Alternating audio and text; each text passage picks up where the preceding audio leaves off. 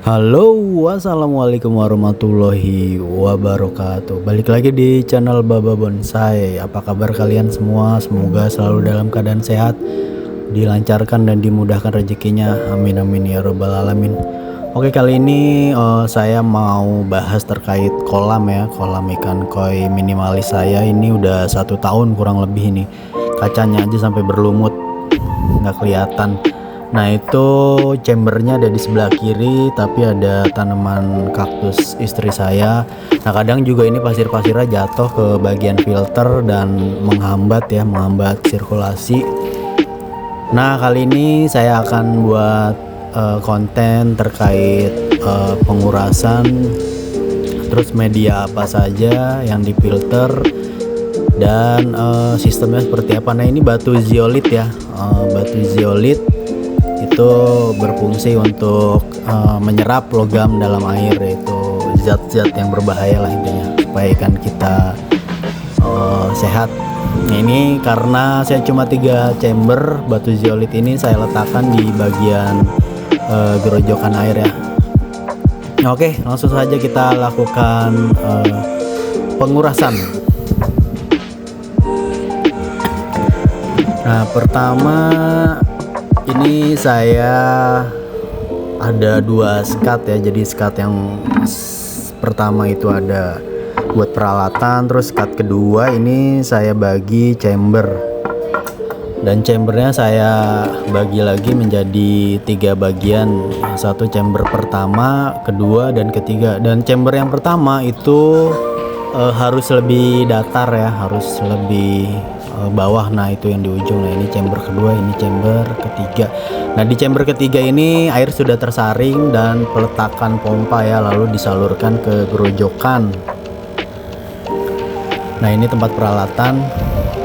Nah, untuk media filternya ini saya pakai biobol ya. Biobolnya ada 2, ada yang dia berduri, dan kalau yang ini lebih ke kayak keong. Nanti saya perlihatkan. Nah, ini dia dua kantong, warnanya sudah hijau-hijau, banyak lumut dan lumpurnya. Nah, ini chamber kedua. Untuk fungsi biobol itu selain buat nyaring juga buat rumah bakteri ya, karena bakteri bagus untuk sirkulasi atau biar airnya bening. Ini saya pakai jet map. Nah, ini jet mapnya saya nomerin, biasanya bisa kalian temukan di toko-toko ikan, toko akuarium, atau toko online lah. Nah, setelah jet map ini ada biobol. Nah, saya cuma pakai 3 ya untuk filternya, yaitu jet map, black foam, sama biobol. Nah, terkait lapisannya atau tumpukannya itu biasa yang pertama saya jet map dulu, yang kedua black foam, baru yang ketiga biobol. Kenapa saya taruh di yang ketiga biobol? Karena ketika air sudah tersaring di situ bakteri bisa bersarang. Nah, itu jet mapnya. Maaf guys ya, saya lempar-lempar karena ribet kalau mondar-mandir. Nah, ini chamber ketiga ada pompanya. Nah, untuk pompa mereknya saya lupa ini. Ini udah berlumut juga. Nah, untuk chamber ketiga saya cuma pakai jet map sama black foam karena kan sudah di filter ya dari chamber 1, 2, dan ketiga harus sudah tersalurkan ke gerojokan. Nah, ini untuk setiap chamber saya melakukan atau saya beri tatakan ya. Nah, ini dia biobolnya nih yang saya bilang tadi. Jadi biobolnya saya pakai yang ini karena biobol yang ini itu nggak rentan patah, beda sama biobol yang duri-duri gitu ya. Jadi dia rentan banget patah. Ya, tergantung selera lah. Kalau saya sih lebih suka yang ini. Ini jet map, buat kalian yang belum tahu jet map kayak gini. Ini perlengkapan saya beli di tahun kurang lebih 2017 ini kolam sama perlengkapannya. Dan lumayan awet ya, ini sekali beli dan nggak pernah ganti-ganti lagi. Paling ya cuci Untuk metode cucinya pun terserah kalian ya. Kalau saya sih lebih saya spray lalu saya injek-injek, di situ keluar sendiri. Spray menggunakan air. Nah, itu dia materi yang saya atau filter yang saya gunakan. Nah, di tengah-tengah kolam ini ada bottom drain ya, bottom drain. Kurang lebih saya menggunakan pipa 1,5 in. Nah, bottom drainnya ini saya bikin sendiri, jadi pakai pipa terus ditutup keni, terus pipanya saya gerinda memutar ya. Nah, ini dia untuk strainernya. Nah, ini skimmer itu fungsinya untuk menyaring kotoran-kotoran atas ya, contoh daun, sisa-sisa makanan. Nah, ini dia strainernya saya gerinda ya sesuai alur. Fungsinya apa strainer? Yaitu untuk menjaga takutnya ada ikan yang masuk ke saluran. Nah, ini saluran pembuangannya karena saya chamber satunya menghadap keluar. Nah, sekalian saya pembuangannya arahkan ke got ya. Nah, ini saya menggunakan. Nah, buat kalian nih biar nggak salah kayak saya, mendingan di saluran pembuangannya pakai pipa yang agak besar, jangan kayak saya nih pakai 1/4 in, dan kalian usahakan itu pakai stopper ya, jadi cuma diputer aja air kebuka. Nah, kalau saya ini ribet nih, ini juga mungkin kedepannya bakalan saya rubah ya terkait pipa pengurasan. Nah, kalau kecil begini nih, dia mampet karena tadi kotoran-kotoran atau pasir-pasir dari kaktus, media kaktus itu pada jatuh. Nah, hasil dia bikin mampet. Ini saya sodok menggunakan kawat. Nah, ini juga ya fungsinya saya upload video ini tuh biar kalian tuh belajar dari pengalaman saya gitu terkait kesalahan-kesalahannya. Nah, ini dia lumpurnya. Nah, ini saya pisahkan. Ini filter, media filter 1, ini media filter chamber 2, dan ini media filter chamber 3. Ini saya pisahkan. Nah, kenapa di filter nomor 1 lebih banyak? Karena dia pertama menyaring kotoran.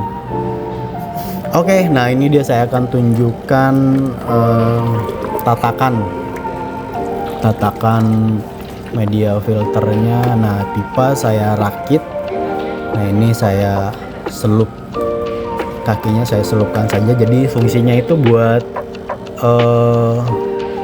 biar si filternya itu nggak ke bawah ya, karena kan terkait sirkulasi itu ada yang ngalirnya dari atas ke bawah atau bawah ke atas. Nah, itu tadi di chamber 3, ini chamber 2 sama, kurang lebih bentuknya sama. Nah, terus di chamber 1 itu karena dia tempatnya lebih dalam dari yang lain, karena kan dia pembuangan itu harus lebih rendah dari baik kolamnya maupun chamber-chamber yang lain. Jadi nanti di situ tempat berkumpulnya kotoran-kotoran. Nah, ini dia tatakannya. Tadinya saya menggunakan 4 karena ribet, akhirnya saya cuma menggunakan 2. Yang penting tidak mengurangi kinerja ya atau fungsi si tatakan ini.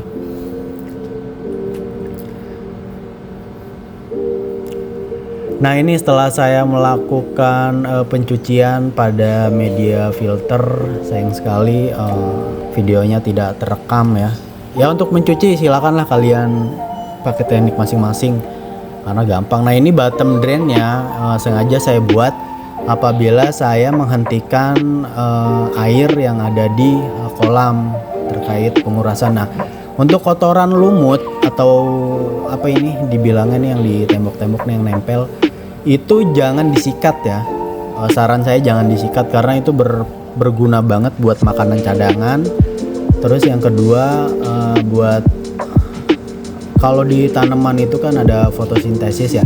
Nah, kalau di air itu ada semacam sirkulasi biar si bakteri sama terkait oksigennya itu dia terjaga. Nah, tadi bottom drainnya saya pasang kembali, lalu saluran pembuangannya saya tutup kembali.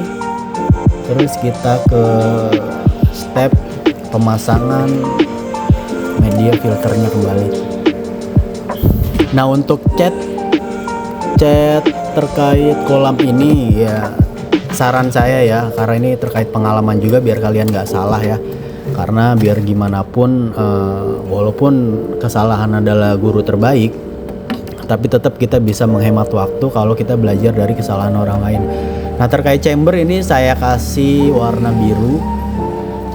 Catnya tentunya cat untuk kolam ya, terserah kalian merek apa aja. Nah, untuk kolam utamanya itu warna hitam.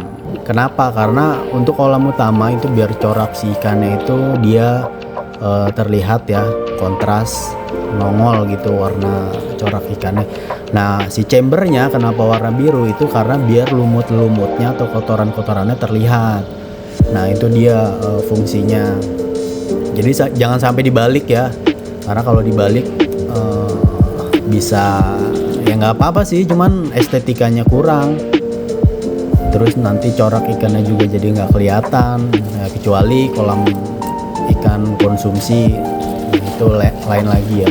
Kalau ini kan saya kolam ikan koi. Ini saya letakkan kembali.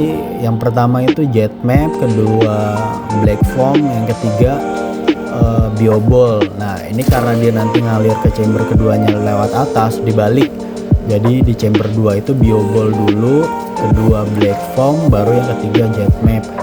Nah, nanti ketika dari chamber 2 ke 1 itu dia kan ngalirnya dari bawah lagi. Nah, dibalik lagi jet map dulu, baru black foam, habis itu baru pompa. Untuk pompa saya pakai yang kalau nggak salah itu mereknya lupa saya, Sun kalau nggak salah, yang low watt ya, 40 watt, cuman tetap aja kalau dinyalain setiap hari lumayan juga sih listriknya. Makanya saya ini nggak nyalakan setiap saat ya, jadi sesuai kebutuhan aja. Nah, untuk kaca saya menggunakan ukuran kaca 1,2 cm atau 12 mili yang ujung-ujungnya udah dipipihkan ya. Nah, untuk kaca itu usahakan dari lantai itu jangan langsung kaca. Itu dikasih space lah kurang lebih 2 atau 3 cm dari lantai, karena takutnya ada anak kecil main kelereng atau ada benda-benda ngegelinding apa gitu kena kaca terus pecah. Nah, untuk desain nanti saya akan coba share ya. Saya coba share karena saya pernah bikin, kalau nggak salah saya pernah bikin buat temen saya. Konsepnya sama, cuman chambernya aja yang dibalik karena dia pembuangannya itu lebih dekat ke arah muka. Jadi dibalik kalau saya chamber satunya di depan. Untuk desain yang nanti saya akan share itu chamber satunya ada di belakang dekat kaca. Nah, ini saya tutup kembali menggunakan papan.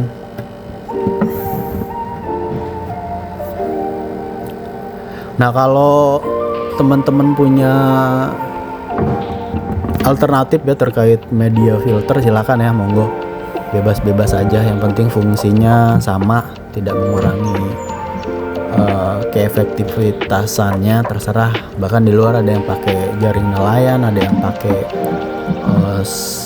apa tuh dia yang kayak sisir gitu, kayak bulu-bulu, saya lupa tuh namanya apa, kayak komoceng gitu ya. Itu terserah kalian lah mau pakai apa. Nah, ini dia setelah saya pasang kembali filternya. Nah, untuk air itu jangan sampai habis ya, air ngurasnya jangan sampai habis ya, minimal itu 1/4 lah. Nah, untuk ini saya cuma setengahnya aja karena sebagian besar kotorannya itu ada di media filter. Nah, untuk kalian yang pemula terkait kolam minimalis, silahkan kalian adaptasi ya, ini teknik saya. Apabila ada yang sekiranya kalian butuhkan, silakan nih kalian ambil, adaptasi, kalian terapkan. Tapi sekiranya tidak pas dengan konsep kalian, silakan tidak usah dipakai. Nah, satu lagi saran saya terkait kolam ikan, dalam konteks ini kolam ikan koi ya, itu karena koi itu dinikmati punduknya ya, bagian atasnya itu diusahakan, kalau saya sih dulu ya, karena ini sudah terlanjur ya, andaikan saya tahu lebih awal itu saya akan mengkonsep kolam yang tidak ada ketinggiannya gitu, jadi sama kayak lantai. Di situ kita sambil duduk sambil ngopi itu bisa langsung kasih makanan. Nah kalau ini kan dia di atas ya, agak naik ya permukaannya, makanya agak kurang maksimal sih untuk menikmati itu kalau menurut saya. Tapi kalau selera kalian lebih suka yang seperti ini, nah monggo. Nah untuk ketinggian air itu usahakan sampai bibir skimmer ya. Skimmer itu tadi yang dia tempat kotoran bagian atas ngumpul. Nah setelah pengisian air selesai, saya akan coba nyalakan pompanya.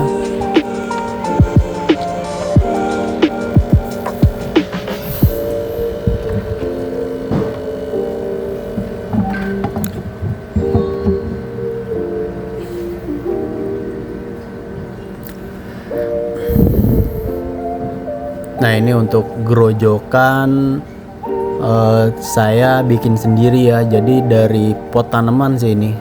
Tadinya pot tanaman, akhirnya saya modifikasi, saya gerinda di lubangnya, baik gerojokannya atau lubang masuk airnya itu saya gerinda, saya bolongin, terus saya modifikasi. Nah seperti ini hasilnya. Nah ini skimmer ya, bukti atau indikasi skimmer bekerja dengan baik itu dia ada pusaran airnya ya. Jadi nanti ketika ada daun jatuh atau sisa-sisa makanan yang tidak termakan itu dia bakalan ngumpul di situ. Nah ini saluran aerator, fungsinya untuk ketika mati lampu itu aerator bisa nyala, atau kalian mau nyalakan setiap saat juga nggak masalah. Nah ini dia yang saya maksud tadi desainnya. Nanti saya share ya di link deskripsi, kalian klik saja linknya, tapi jangan lupa kalian install dulu aplikasi Google SketchUp-nya. Nah itu dia chamber satunya itu, kalau teman saya itu ada di bagian kaca ya. Nah bottom drainnya juga dia ada 2. Nah kalau saya kan chamber satunya ada di belakang kaca sono di ujung deket got. Nah itu terserah kalian bisa modifikasi ya sesuai tempat yang ada di kalian, itu lebih efektif yang mana. Nah ini untuk kolam saya itu dari lantai ke atas itu 50 cm, terus dari lantai ke bawah itu saya gali 30 cm. Nah setelah 30 menit seperti ini hasilnya, saya nyalakan. Nah ini belum bening banget ya, ini masih agak sedikit butak. Nah nanti ketika sudah 1 jam lah kurang lebih itu bakalan bening. Oke, semoga bermanfaat buat kalian yang membutuhkan, dan apabila ada kesalahan dari saya mohon dimaafkan. Sekian dan terima kasih. Wassalamualaikum warahmatullahi wabarakatuh.